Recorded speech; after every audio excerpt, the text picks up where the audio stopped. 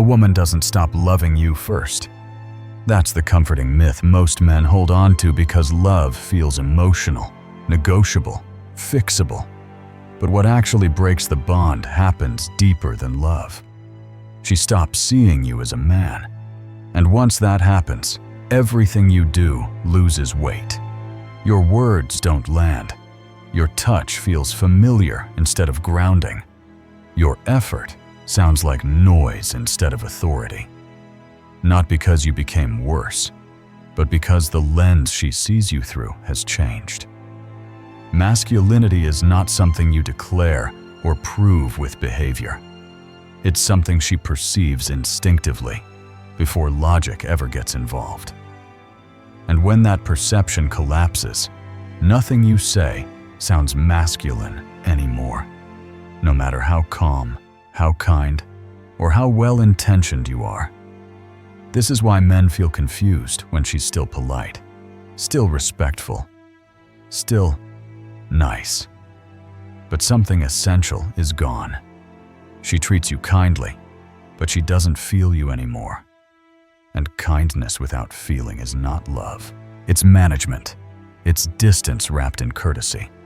If that sentence hit too close to home, this is why. In this video, you're going to see the exact moment masculine perception dies. The silent shift where you stop being experienced as a force and start being processed as a function. More importantly, you'll understand why most men trigger this without realizing it, not through cruelty or neglect, but through subtle behavioral patterns that drain pressure, polarity, and presence from the relationship. By the end of this, you won't be guessing anymore.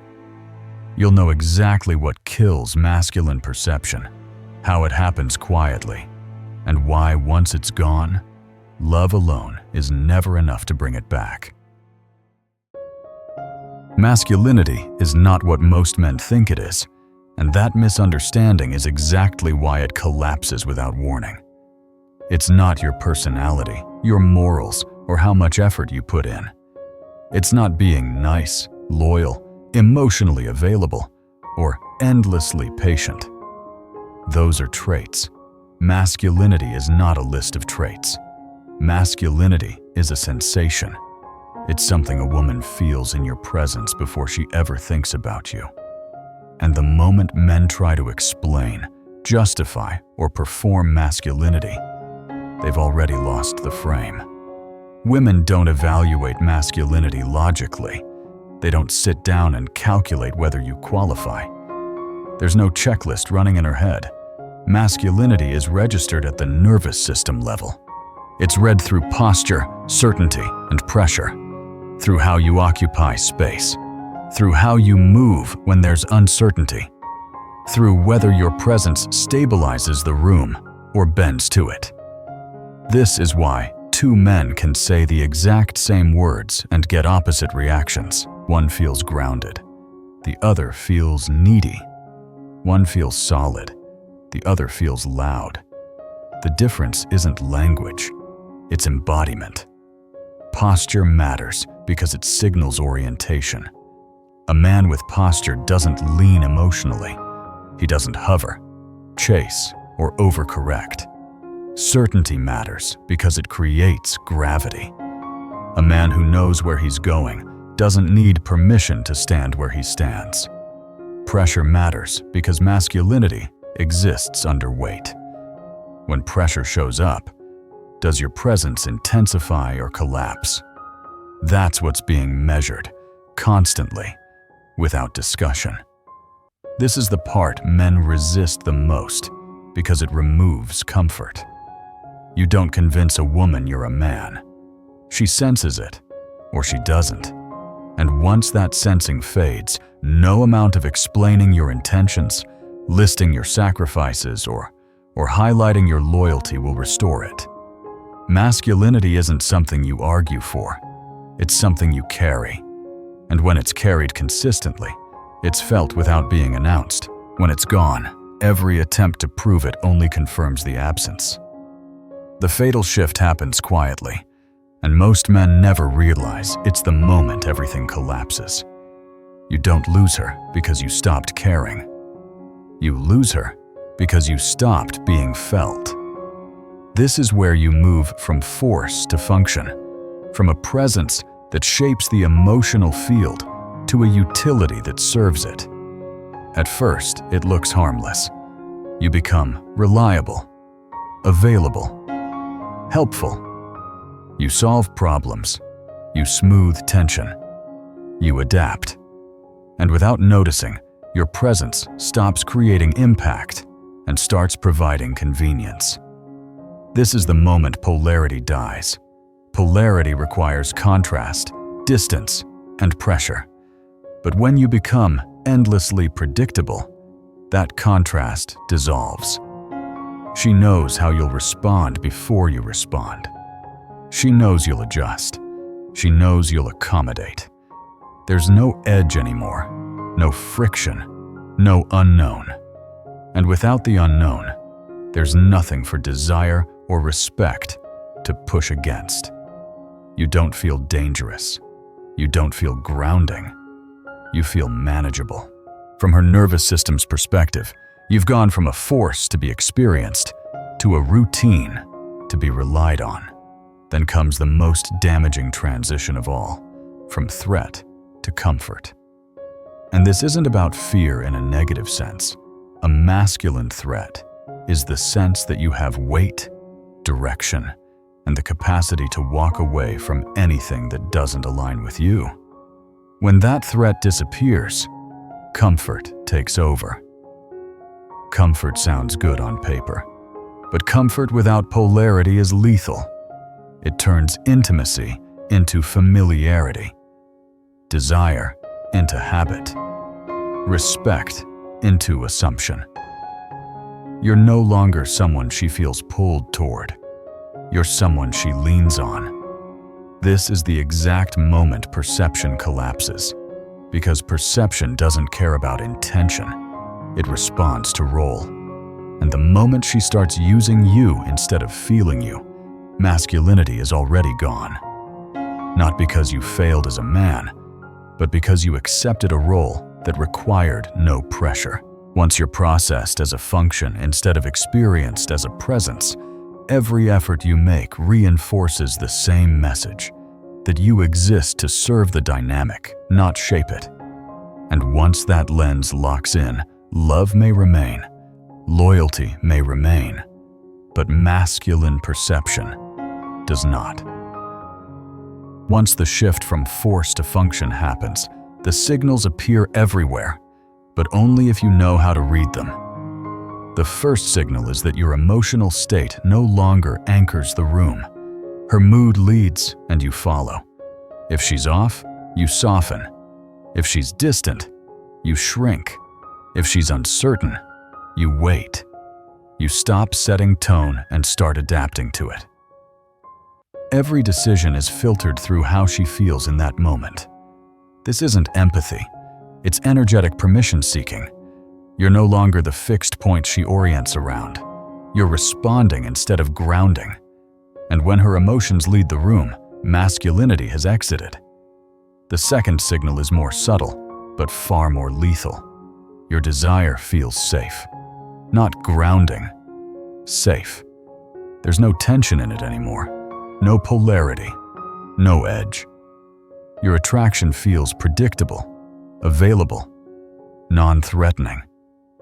She knows exactly where you stand, exactly what you want, exactly how far you'll go. There's no risk in it for her nervous system, and desire that feels harmless doesn't stimulate anything. It soothes, it reassures, it settles, and then it dies. When desire feels harmless, it's already dead. The third signal is the tone she uses when she explains herself. Not defensiveness, management. She softens language. She over-clarifies. She reassures you preemptively, not because she respects you, but because she's managing your emotions. You start hearing phrases designed to keep things calm rather than honest. The truth is padded. The edges are removed. And this matters, because a woman doesn't soften truth for men she respects. She sharpens it. Softening is not kindness, it's control. The final signal is the most definitive. Your absence no longer affects her. You pull back, and nothing changes. Silence doesn't disturb her. Distance feels easier, not heavier. There's no pull, no curiosity, no recalibration. She doesn't lean in. She relaxes. And that tells you everything you need to know. If your absence brings her peace, you were already gone. Men cause this collapse without ever intending to, because they fall into a psychological trap that feels responsible, mature, even loving on the surface. The first mistake is over-explaining. The moment you sense tension, you start narrating yourself. You clarify intentions, justify decisions, walk her through your thinking as if masculinity lives in being understood. But explanation is a submissive act when it's unprompted. It signals uncertainty about your own position. Instead of standing where you stand, you ask her to approve the ground beneath your feet. And the more you explain, the less weight your words carry, because presence never needs translation. Then comes over-accommodating. You adjust constantly. You soften edges. You remove friction before it ever appears. You prioritize harmony over direction. At first, this looks considerate, but slowly, it trains her nervous system to feel no pressure around you at all. Masculinity requires resistance. It requires a sense that you won't bend instantly to maintain comfort. When you over-accommodate, you remove the very force that creates polarity. And polarity is what makes perception lock on to you as a man. The next trap is seeking emotional permission. You check in before acting. You wait for her mood to decide your moves. You subtly ask, "Is this okay?" with your energy, even when your words don't say it. This places her above you in the emotional hierarchy. You're no longer leading the interaction. You're negotiating it. And leadership negotiated is leadership lost. All of this is reinforced by living reactively. Instead of moving from purpose and direction, you move from response. Her emotions dictate your behavior. Her uncertainty dictates your confidence. Her distance dictates your effort. You stop being a fixed point and become a variable. And perception responds instantly to that shift. This is the brutal truth most men never hear. The fastest way to lose masculine perception is to seek validation for being masculine. The moment you need confirmation, you signal absence. Masculinity is felt when it's assumed, not requested. And once you start asking to be seen as a man, you've already stepped out of the role you're trying to reclaim. Masculine perception is far more fragile than men want to believe, because it's not built on logic or memory. It's built on sensation. And sensation doesn't honor history. A woman can remember everything you've done for her and still stop experiencing you as a man. Once that perception collapses, it rarely rebuilds, not because she's stubborn or cruel, but because the nervous system doesn't reinterpret gravity easily once it's been removed. What was once felt as weight now registers as familiarity. What once created tension now creates comfort.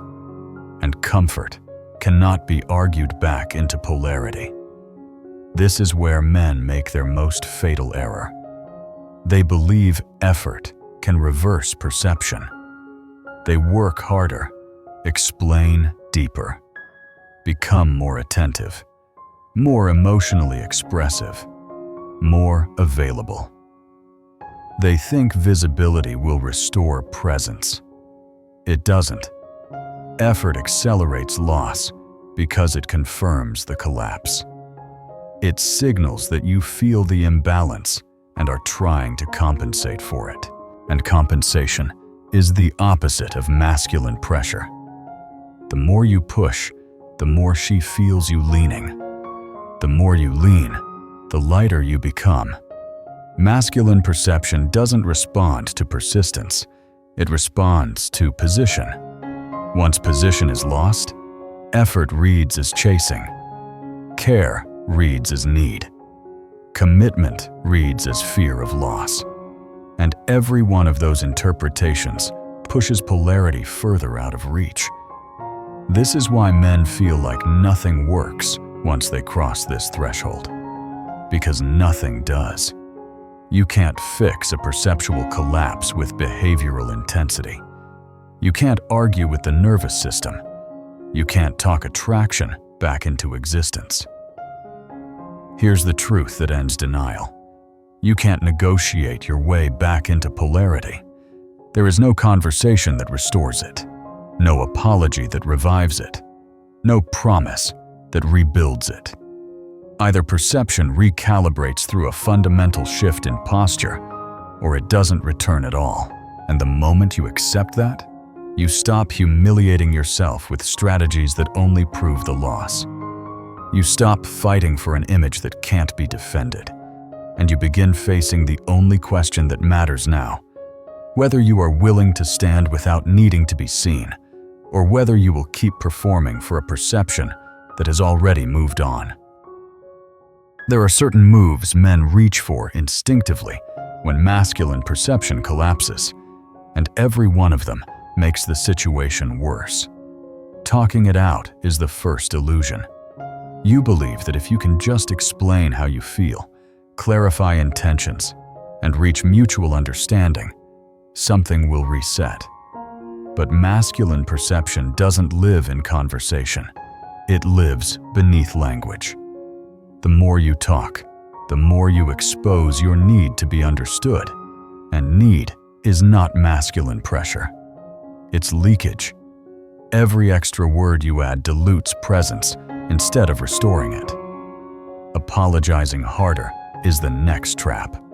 Not because accountability is wrong, but because over-apologizing reframes you as the problem to be managed. You start taking responsibility for emotional weather that isn't yours. You apologize for tension, for distance, for her mood, for things you didn't cause. And with every apology, you signal that you're shrinking to keep the peace. Masculinity doesn't reappear through self-erasure. It disappears faster. Being nicer is another fatal mistake. More agreeable, more gentle, more accommodating. You remove edges, suppress boundaries, and mistake softness for safety. But niceness doesn't generate respect. It creates predictability. And predictability kills polarity. When everything about you feels safe, smooth, and negotiable, there's nothing for attraction to push against. You become pleasant, not felt. Then comes emotional overexpression. For connection, you open up more, share more vulnerability, narrate fears, expose uncertainty, hoping intimacy will rebuild attraction. But vulnerability without frame collapses weight. When emotional expression is used to seek reassurance instead of deepen grounded connection, it reads as instability. Masculinity doesn't disappear because of emotion. It disappears when emotion replaces direction. All of these moves share the same mistake. They try to repair perception through explanation. But perception doesn't listen, it senses. You don't fix masculine collapse by explaining yourself. You don't talk your way back into polarity. You don't apologize your way into gravity. And you don't perform kindness into respect. Every one of these actions tells her the same thing without words, that you know something is wrong and you're trying to compensate instead of stand. And once that signal is felt, no amount of good intentions can override it. The only thing that can rebuild masculine perception is not a move toward her, but a return to yourself. Not emotionally checking out, not punishing silence, not strategic withdrawal, but the withdrawal of emotional dependence. This is where most men misunderstand the idea and turn it into a tactic. They think pulling back is about manipulating her reaction. It isn't. It's about removing the invisible need that's been leaking through everything you do. The need to be validated, the need to be felt, the need to be chosen. Masculinity collapses the moment a woman feels that need underneath your actions. It rebuilds only when that need is gone. From there, direction returns. Not direction aimed at the relationship, but direction aimed at your life. You stop orienting your decisions around her emotional state. You stop adjusting your posture to maintain harmony. You move forward based on standards, not moods. You don't announce this shift. You don't explain it. Direction doesn't ask permission. It creates orientation. And the moment your movement no longer depends on her response, perception starts to recalibrate. Not because you're doing something to her, but because you're no longer bending around her. Then comes pressure. Real pressure. The kind that comes from living with weight again. Responsibility. Discipline. Constraint. Forward momentum. Masculinity isn't loud, but it's heavy. It's felt when a man is carrying something that demands structure from him. When your life has friction, stakes, and consequence, your presence changes. Your words slow down. Your reactions sharpen.